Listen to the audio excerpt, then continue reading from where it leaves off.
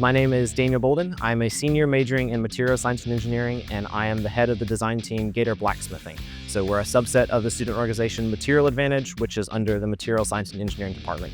And we are the metalworking / manufacturing design team under them. We actually won our first competition in 2019.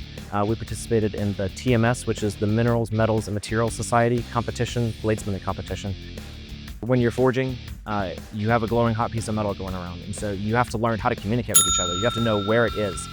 It cools down really fast because the air isn't 2,000 degrees. As you're part of a team, one person's moving the metal, one person's moving one tool, one person's moving another, and so you have to communicate. Where do you stand? How do we do this? How do we work together and move together as one cohesive unit? So that's one of the requirements as you move up in the ranks is, can you not just know it, but can you explain it?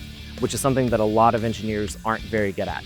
You take so much out of it, from conference experience, design team experience, manufacturing, design, all sorts of things that go into this. It's an experience you'll never forget, is the ability to take something that you've learned theoretically about and actually make something with your hands and take it home and be able to say, hey, I made this.